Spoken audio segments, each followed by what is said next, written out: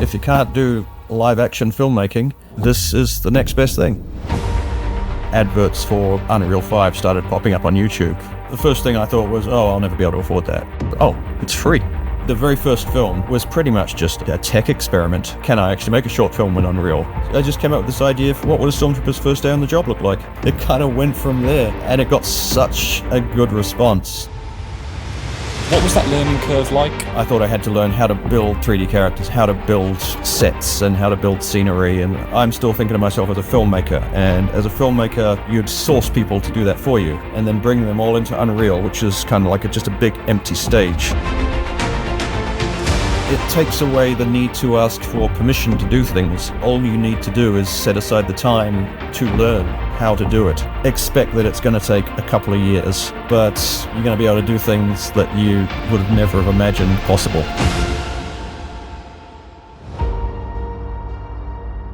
Hey Peter. Yeah. How's it going, man? It's good. I was just saying it's the middle of winter here, so it's pretty cold here in New Zealand, but at least the sun was out today.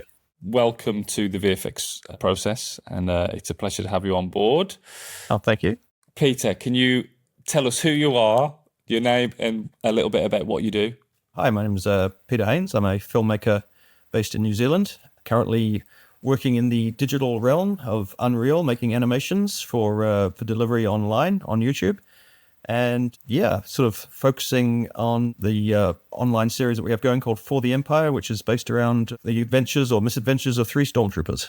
Obviously, Lord Vader isn't joining us for this, but, son, you said you could get a stand-in. Come on, buddy. That's your cue. Clearly made by someone who, understands story and the tech behind it. But what really intrigued us was the journey that got you there. It kind of started with the AFK web series, live action, VFX. Well, it's interesting that you say I'm coming from the background of knowing the platform and knowing the tech, because I'm so learning as I go along. Because the tech is, for one thing, it's constantly updating. I kind of know just enough to get by, if you know what I mean, just enough to be dangerous.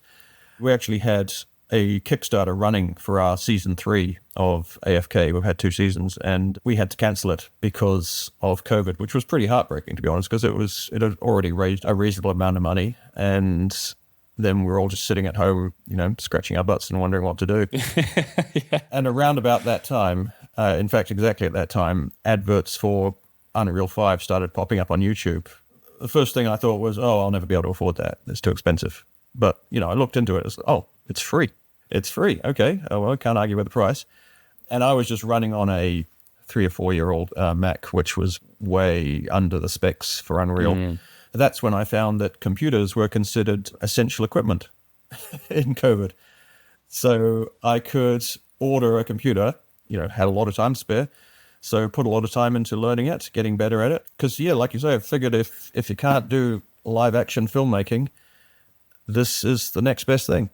And, live action filmmaking, especially on low budget, it does become exhausting. Scheduling is one of the hardest things because, you have to work around their schedules, and fair enough too. And when you have a cast of maybe 5 or 6 people and then you add the crew, it just becomes exhausting. Whereas in Unreal, what we're doing with the cast is they just oftentimes just record their lines on their phone and email it to me. But the very first film, the first day, it was pretty much just a tech experiment to see, can I actually make a short film in Unreal? Because I'd just been playing around up until that point. I didn't have any capacity for doing lip sync, for doing characters with faces yet.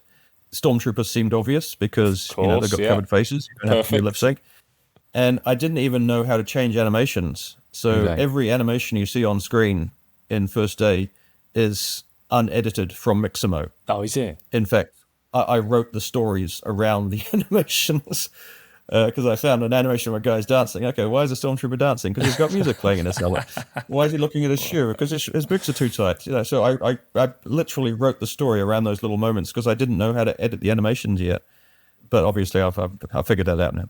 So I've come a little bit further since that point. Amazing! That is so exciting. I was thinking that I really want to be able to use this for filmmaking because I could see the results other people were getting, and it was pretty amazing, pretty inspiring. Yeah. So yeah, I stuck with it. What was that learning curve like? Was it kind of a frustration, or was it kind of like freeing as a filmmaker to discover these new tools and explore them?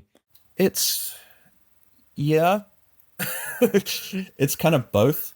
It can be incredibly frustrating. I mean, you can literally spend a whole day trying to fix a problem that was one checkbox. Yeah. I started out in a way where I thought I had to learn everything. I thought I had to learn how to build 3D characters, how to rig 3D characters, how to animate their faces and their mouths, how to build sets and how to build scenery. And I thought I had to do all of that. But then I discovered that a lot of that is actually already online. You can just download it. And I discovered this company called Real Illusion, who has software, Character Creator, and iClone, which streamlines the character creation process and the animation process so much. Something that would take a week takes, a couple of hours. And I have incredible respect for 3D animators, like 3D modelers. I make it very clear that I don't see myself as one. I'm kind of building on the work that they've done, if you know what I mean. Like they do stuff from scratch, and that's amazing. That's worthy of so much respect.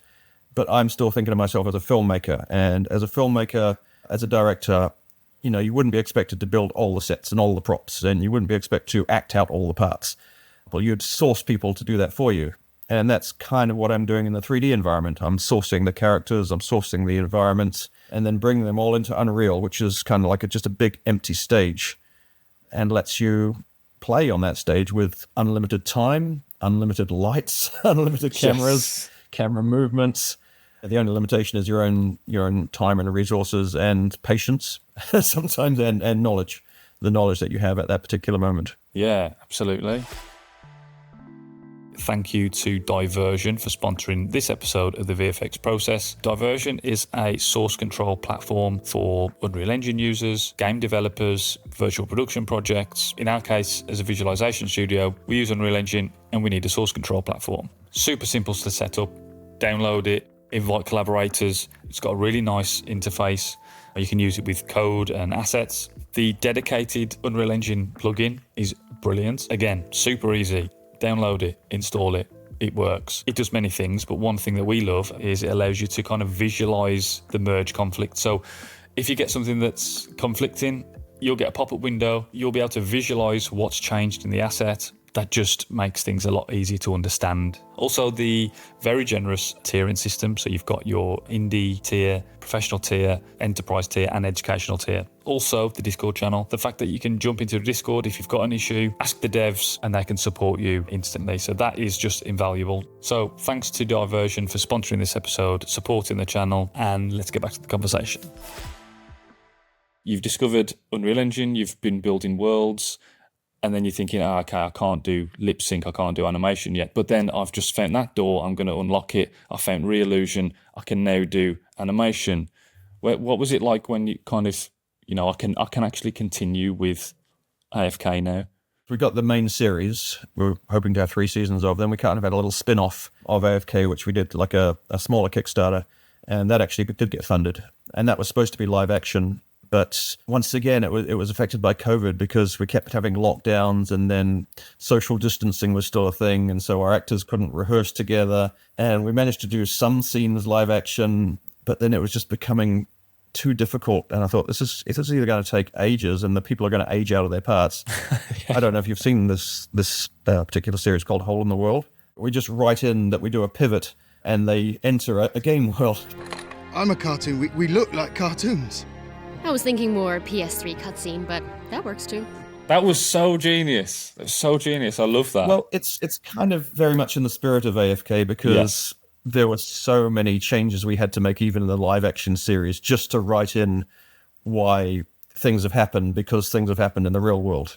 But I think I underestimated exactly how much work, even with a streamlined process, how much work was involved in making what ended up being like a 40-minute mini-series. Yeah. How long kind of did it take to create that? It took at least 2 or 3 years all up, because I'd get a scene done, I'd get a half an episode done, and then it's just, you have to stop for a little while and take a break because it's just exhausting. But then you realize that for the next part, you've got to either meet or exceed those expectations or those standards. And that's kind of the same with For the Empire as well. Every episode, trying to make it a little bit better than the previous one. And that's not just in the on-screen stuff, but then the writing as well and the performances and everything. That can be challenging. Yeah. But that's me. I'm challenging myself, so I've got no one to blame for it but myself. That just shows what kind of filmmaker you are. You kind of, you want to keep going. You're not just going to put things on hold, and you want to, continue making these series. What I will say about Unreal is that it takes away the need to ask for permission to do things. All you need to do is set aside the time to learn how to do it. What you can do in that platform is far exceeds anything you could do in live action. Some of the more recent stuff I've been doing is experimenting with metahumans on our second channel, AFK Academy, because Unreal 5.6, which once again is a big change, has enabled people to do live facial capture inside Unreal with metahumans. The lip sync quality is actually pretty good. So I've been doing some metahuman karaoke. I'll have a look at the Academy page. I didn't know there was a separate one. Yeah. It's kind of where I've been posting tutorials and stuff like that. And it's a little sporadic because, the main channel takes up a lot of my time.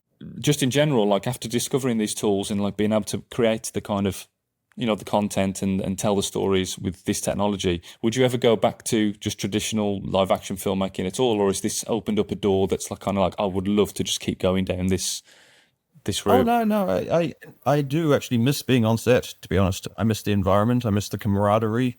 And if somebody presented us with a massive budget to do it, then yeah, I'd be out there in an instant. But in the meantime, I can still keep making stories. That must be kind of so refreshing and kind of exciting as a filmmaker to be able to still tell these stories and not spend as much money. I know it's a steep learning curve, but you must feel like I can do anything I want here, Yeah, well, within reason. Within reason, of course, things still take time. Of course. And I'm very aware of the fact that I do tend to make things hard for myself. It's easy to write stuff, but then you still have to make it. And I honestly, I write stuff and think, this will be a cool visual. Have no idea how I'm going to do it because I don't know how to do that yet. But for example, in the most recent episode that I'm doing, I've set up the fact that they're going to be attacked by an army of Gamorreans. Okay, now I have to make an army of Gamorreans. So I found this plugin for Unreal that lets you make actual massive armies, thousands of characters charging across the battlefield. But I had to learn how to do that. You say that you write these things and you don't know how you're going to do them. Does the limitations or the unknown of Unreal Engine and these tools change the way that you write? I write around oftentimes what I know I can get online for cheap or free. Oftentimes I'll be browsing through the Epic marketplace, looking at the environments and the resources that they have. And it's very much like going to a real life location and thinking, I'd love to film here. This place is amazing. I'd love to get a camera and do some filming in here. And you see an environment that's on the marketplace. I'd love to do a scene in there. Let's write one around this particular environment. So yeah, it's kind of a bit of both really. It's a bit where the elements inspire the story or the story creates the need to find or build the elements. Early on, part of the challenge for me particularly was knowing when to stop. Yeah. Because when I get a character into a cool environment and get the lights up, I could tweak lights for literally hours. And obviously you can't do that in the real world because the first AD is going to get very grumpy at you. Yeah. But hey, if you're in your own room and you might get to 1 or 2 in the morning, but you can still tweak lights. But I realize now that, okay, you need to cut down on that time a little bit. But it's fun to play and have that time to play. And also, personally, for myself, not making the camera moves too unbelievable. Oftentimes you'll see a camera move in a digital film that's just obviously a digital camera doing things that a real camera could never do. And I like to try and keep my digital cameras a little bit more grounded, for want of a better word, that it's not going to pull you out of the universe too much and make you remember that you're watching a 3D movie. Keep them grounded. Can you shoot them for real? It feels more realistic and adds more believability to the story, I feel. Did you find that you learned more as a filmmaker, about lighting and being able to explore for yourself? What I will say about lighting in Unreal or any 3D environment really is that it really is one of the most, if not the most important things to getting a good shot. Because what I found is that you can have a really good quality model, but if you light them badly, then they're going to look like crap. And ditto, you can have a low poly model, but if you light it well, you can kind of hide the quality of it a little bit and get away with it. So lighting is really something to master in a 3D environment. And if you've got that backing in live action filmmaking, that's so much better because it all applies. Absolutely. Now, I feel like this may be a silly question to ask, but why Star Wars? Clearly, you must be a fan. Well, I've always been a fan, but there really was the practical element of stormtroopers. Yes. I have a stormtrooper model. No faces. They're quite funny because, you don't expect stormtroopers to be dancing. And I just came up with this idea for what would a stormtrooper's first day on the job look like. And it kind of went from there. I think I might need to get my armor adjusted. It's pinching in some really weird places. And it got such a good response. The first one and the second one, the follow-up one that we did as well, got such a good response. And even the third one, to be honest, went into the millions. None of the other videos since have quite, matched those lofty heights. But it's been pretty steady since then. We've cultivated a pretty dedicated audience who are following the story. And I don't know if you've ever heard of what's it called now? There's a particular term for when something starts out as comedic and then becomes dramatic. But anyway, we've definitely fallen into that where we like to think we're very funny. Well, blow my own trumpet there. But, we're trying to be funny. Hopefully we're funny. People seem to think we're funny. Oh my God, did he look at me? I felt like he looked at me. We're still, trying to lead into the comedy, but we're also introducing some dramatic elements as well, just to flesh out the characters, really, to make them a bit more interesting to follow. Because once you start following these ongoing characters, it's only natural that you want to know a bit more about them. Yeah. We had no idea that this was going to happen. And obviously we're still in COVID, to be honest. We're still in lockdown. So we just thought, people seem to like that one. Let's make another one. This was the battlefield. And similar theme, just two stormtroopers just sitting in a trench on a battlefield, chatting away about stuff. And I tried to introduce a few more elements there, a bit more motion, a bit more action, some explosions. Oh, and I also downloaded ultra dynamic sky. That's amazing. Yeah, we love that. So I could get really nice rain and thunder effects, and that was fun to play with. And I've used it plenty more times since then. And then the third one was set in the Imperial Walker on Huth, because it's once again the question is what were the troopers doing on those walkers as they're taking their very long journey towards the rebel base? What were they talking about? Is that light bothering anyone else? Son, shut up. Yeah, sure. So we're just trying to drop these troopers into various points of the Star Wars mythos, and sometimes they're off having their own adventures, but sometimes they're, in that very recognizable environment and setting, which is often quite fun as well. It is really interesting and fun to kind of see what someone's doing with their stories and what they're up to whilst they're on a shift or before a shift starts, mixing, everyday situations. And because we're a parody, we can get away with, really stupid stuff like the Stormtrooper break walk room where they're playing Dance Dance Revolution. So we can just sort of, go a bit crazy with our ideas. It really is just sort of extending that outwards through the three films. Like we've done Star Wars, we've done Empire. We're kind of in the middle of the Return of the Jedi setting now. That's going on in the background with our heroes, and eventually, without giving away spoilers, because I think everyone's going to expect it to happen, eventually they're going to end up on Endor, and there's going to be Ewoks. and that's kind of where the story not ends, but leads into our big final episode, which we're hoping to do a Kickstarter for. Ah, amazing. I feel like maybe I got away with the entire first season just with pretty rudimentary animations. And were you blending animations just like blending two together, or were you doing kind of, animation layers over the top to kind of do certain gestures? Was any of that involved at this point? No, I didn't discover animation layers for years.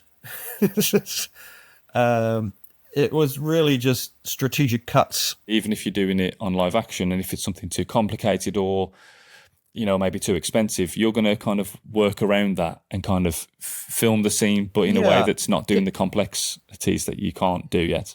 Yeah, it does depend on, if it's crucial to the plot or not, whether you need to see that.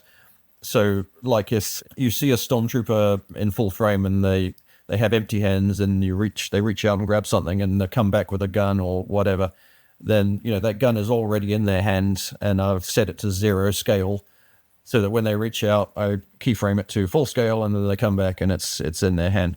That kind of thing. And there's all sorts of little workarounds like that going on. Oftentimes, I'm just kind of doing things, and I was like, okay, I don't know how to do this. I'll just do it this way. Yeah. And this works. It looks okay. Then maybe there's another way, but I've moved on now. I don't have time to go back and learn just how to do that one little bit. So I'll do a workaround. And it's interesting because the viewer may think, there's something more complicated going on here, but the filmmaker has just done something that's kind of got them across the line to tell the story. It's not perfect, but it kind of works, and it sells the moment. Yep. One thing that really gave me permission to do stuff like that was, I don't know if you've seen this particular frame from Encanto, massive budget Disney film. The girl is looking at something like a piece of paper, and they've got this really nice depth of field between the paper and her face. And then you see how they got that shot and how they got that depth of field. You see the character model, and her arms are like 6 times as long as they should be. Nice. And so the camera's got that distance between the paper and her face, and it's like, okay, well, they're doing weird workarounds, so, cheat it, stretch it. Whatever looks good on camera, right? Exactly. I mean, it happens in live action as well. It's just, everything's masking tape and cardboard behind the scenes, but if it looks good on camera, then who cares? Absolutely, man. Do you storyboard these little, or did you storyboard any Star Wars? I probably should. I probably should storyboard, to be honest. But Unreal is such a forgiving environment in the sense of moving the camera around that you can kind of try a whole bunch of stuff and see what looks best. And I really hope it hasn't made me a lazy filmmaker. So obviously, when you're on set, there's maybe a happy accident or something that you come up with on the spot, but you can press play now and the actors just repeat themselves perfect. So you can explore and experiment like cheaply and quickly. You just get them to do it over and over again. Yeah. No lunch breaks, no nothing. There's just digital actors that will do it as many times as you need them to. Exactly. My back is just killing me. I know a stretch for this. Do this. Reach for the sky, yeah? What I have been trying to experiment with a bit more is very kind of Spielbergian way of shooting scenes. Where I love that word, Spielbergian. Brilliant. Spielbergian, where he gets everything kind of in one shot, but he's constantly moving his actors and camera around to reframe where they are in the shot. And so there'll be a close-up to a distance, and then they'll swap places or they'll pivot around, and the camera's constantly moving. And that's tricky in Unreal because, you've got to get your actors hitting their marks, basically. But I have had some almost lucky accidents where I found particular motions with a pre-made motion where a character does move a little bit, then he moves somewhere else, and kind of build a camera move around that to get a whole scene in one shot with another actor interacting with them. I quite like that kind of thing because it's less digital, I guess. It feels more filmic and more organic, that you're actually shooting a scene as opposed to shot. But it is a little harder to pull off.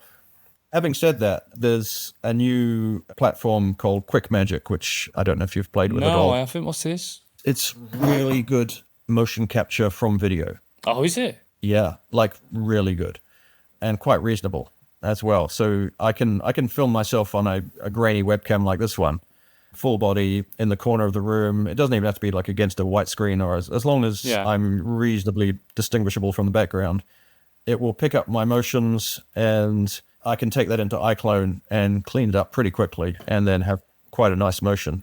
That saves me from buying a motion capture suit. Yeah, amazing. Well, we've seen and used kind of, some AI-based kind of motion capture tools like Move AI, for example. But I've not heard of Quick Magic. I'll have to have a look. This one's the best I've found so far. Really? Yeah. Another thing I found in the digital filmmaking environment is that a little bit of mist improves things. Even digital mist, even like a little bit of haze, a little bit of fog, some volumetric lights coming in a window, it just makes things look so much better. And it doesn't have to be a lot. So generally, any kind of shot I'm getting, there's going to be a little bit of haze in it, because that's what you do in real life as well. It just makes it look more filmic. And you mentioned earlier about, problem solving and hitting these kind of, problems along the way. But Was there anything that's really stood out to you, kind of as a filmmaker? Is there anything that's kind of been off-putting, or has it kind of been exciting to actually solve these problems as you come across them? I guess I could say that sometimes the end result isn't quite what I saw in my head, but that's the story with live action filmmaking as well. I mean, that's always going to be the case. And I think that, what the audience sees is very different to what you're seeing through the eyes of somebody that's been looking at the same thing week after week after week. Of course. No, I think, honestly, I have very few complaints because the technology has progressed so much, so fast. And I'm not even talking about AI, which I know is on everybody's lips as well. I'm talking about just the 3D software technology like Blender, completely free, improving all the time. Unreal, improving all the time. Real Illusion, improving all the time. What I know is coming in the next version of Character Creator is that their characters will be fully compatible with the Unreal facial capture. Okay. And the Unreal facial capture, the lip sync is pretty amazing. So that means that you can get your digital characters talking and emoting much quicker. Because I've played with metahumans, not really a fan.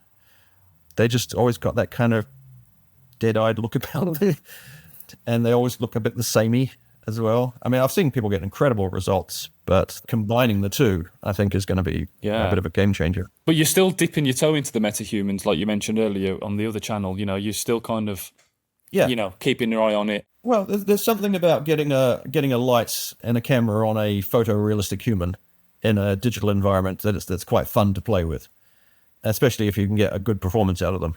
And the one is called Red Light, which was about two people stuck at a red light and they're both listening to the same radio station, so they start singing the same song to each other. And it's an idea I've had in my head for a while, but it would be hard to pull off in real life because you'd have to block off a whole street, But in Unreal, you just put a few cars in a virtual street and away you go. And that's up to 60,000 views now. Really? And that's on my second channel. I love that. Like, when you, as a filmmaker now, that with these tools, you're imagining like, that would be such a pain to shoot in live action. And it just shows what kind of results you can get from one guy, a small crew. I will say though, if for something like that, the story I just described, if I could shoot that live action, I would prefer to do that live action. Okay. Because, you can't beat working with actual actors and getting actual performances. I like working with actual actors. And that's what I do like about the stormtrooper stuff that we're doing is that, even though they're stormtroopers, I'm getting real performances from the voiceovers. And when I get the voiceovers back, sometimes it's, oh God, I can't wait to animate that because they've done such a good job of that performance in that scene. That's going to be really fun to bring to life. So, for me, working with actors and getting actual performances is never going to go away in that sense. Are you going to be any good to me in the heat of battle, or are you going to be as much use as a tanning bed on Tatooine? What's your number, boy? Having the skill set to kind of at least plan and visualize something to that level, to take it onto set is exciting as a filmmaker, to kind of, plan ahead as much as possible and get everybody on the same page to the point of like, I've kind of shot it. This is kind of what could work. Things will happen on the day, but it's a great kind of tool as a filmmaker. Have you explored or thought about kind of, actors on stage driving digital characters in Unreal Engine and then you being on set? It's kind of like the hybrid approach of motion capture, digital characters. That's what we're kind of maybe exploring for our final episode where if we do a Kickstarter, because we'll have hopefully a little bit of money to play with there. And maybe we can get our actors into motion capture suits and we can get them on stage at the same time and we can have their facial expressions captured at the same time as well and get real performances as opposed to me kind of taking their lines and putting it through an algorithm and then adding the expressions. You'll actually get the actors' expressions. And that is something that we haven't done yet. And I've seen that happen. Obviously, I've seen the behind-the-scenes footage of people doing that. And it can look a little clinical. But, actors do performances on stage in very minimalist sort of environments, sets sometimes, and that's just, I think to a lot of them, that's just all part of the process. If they know what they're getting into, then they just kind of forget where they are and they just perform, especially with another actor. If they're bouncing off another actor, that's what it's all about. It's a balancing act, I guess, between making it too clinical and, letting the actors actually act and perform. So now that you've adopted all this new workflow, these tools, and clearly it's allowed you to kind of plan more ambitiously for the for future projects. What's the kind of dream project setup that you'd like to tackle next, with or without an existing IP? Maybe it's a Star Wars thing, maybe it's your own characters. What's the kind of dream project for you, Peter? Currently, can't see a lot beyond the big Kickstarter that we've got planned for later this year or next year. That's going to take up a fair amount of time just to get it done, because we're looking at a feature-length episode. Oh, okay. Don't want to call it a feature. I'm going to call it a feature-length episode because we don't want to get in trouble with the mouse. But it is going to be, pretty epic story and duration. Beyond that, yeah, I would like to do something of my own creation, my own story, and bring that to life. I do actually have a script that would work really well in animation, and now I know kind of the tools that are available. I would love to get an actual budget for that and work with other people on it, so I'm not doing everything, because that can be exhausting. I mean, I'd love to do that currently. Actually, I wish we had enough money to hire more animators so I could say, hey, can you take this scene, please? I could edit this in, because they would be able to not only get things out faster, but it would be less draining on me. Yeah. How do you juggle work-life balance? What's it look like for you, Peter, that? Because as having all these tools, and being able to stay up till 1 a.m. playing with lights and tweaking shots and drawing the line, it can take its toll. What do you do to balance all that? What I have created for myself is a kind of like a mobile studio. Yeah. So I've got a camper van with some solar panels on top. It's big enough to stand up in, and it's got a desk in it, and I can take my laptop pretty much anywhere and do my animations. So sometimes I'll just drive to the beach. Amazing. The waves in the background, and have the door open. Well, probably not so much now because it's winter and it's freezing cold. But in the summer, and because the solar panels are pretty big, I can work all day without having to worry about running out of power. So, I'm not locked up in a dark room, I guess. I do try and get out in the world as much as possible while I'm doing this. That's great. I think you're the first person that we spoke to that can create a movie and use Unreal Engine on the beach, Peter. That's pretty cool. Yeah. Awesome, man. Yep. What kind of advice can you give to somebody that's, got these stories to tell? They don't know Unreal Engine or ways to tell the stories, but they want to get something, put together visually. It's overwhelming to start learning something new. You've clearly been on that journey. It's, how do you eat an elephant? It's a bite at a time, right? It's just, you got to start somewhere. My advice would be to start small, 2 characters in a room, just talking, practice the character movements, practice the lighting, practice the camera movement, practice the export settings, because that's the whole thing by itself. And don't be afraid to mess up, because that's how you learn. And then it gets better the next time, and the next time, and the next time. I mean, you don't even have to put it out there, what you make. If you're not happy with it, you just keep it to yourself and improve for something that you do want to make public. I mean, there's so many tutorials on YouTube, which is a lot of how I, got started, was going through tutorials.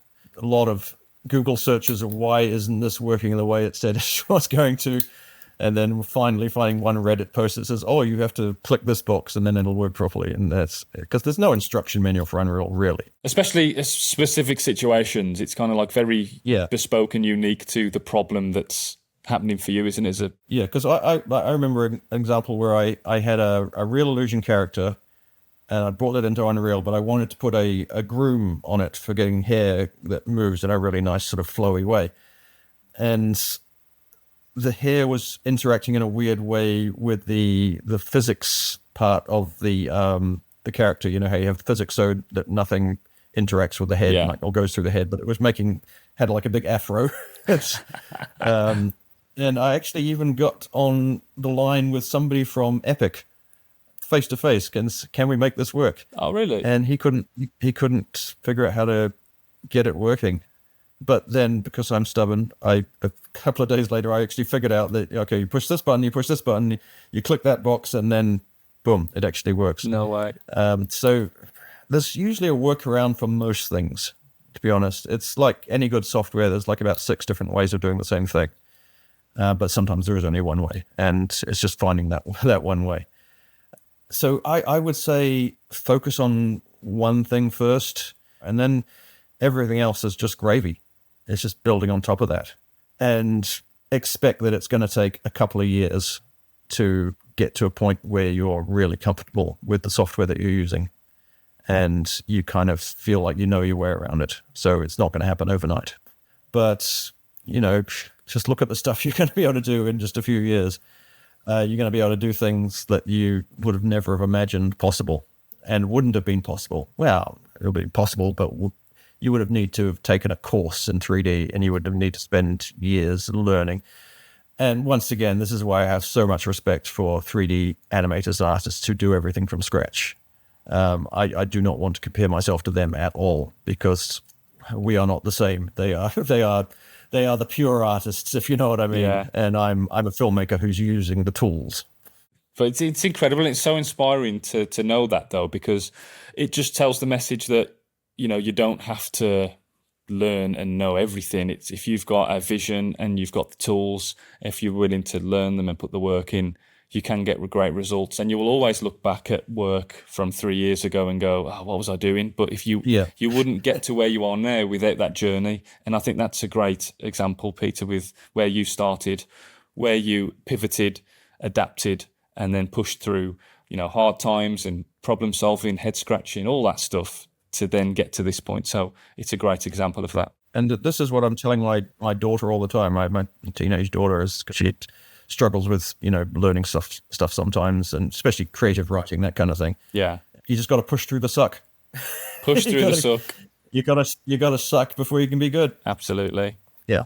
Well, keep going with it, Peter. We will, of course, follow in your journey, and we just want to say thanks for sharing it with us, and we wish you all the best. To everybody watching this, listening this, please go over to Peter's YouTube channel, find him online, support him, all that stuff, because every little helps, and it's clearly massively appreciated. So can you just briefly tell everybody where you exist, Peter? So we've got YouTube channels. Yes, so we got the YouTube channel, which is do a search for the Empire on YouTube, and then we'll be the first thing that pops up. Or we are also at Epically Casual on YouTube, or AFK Web Series will also find us.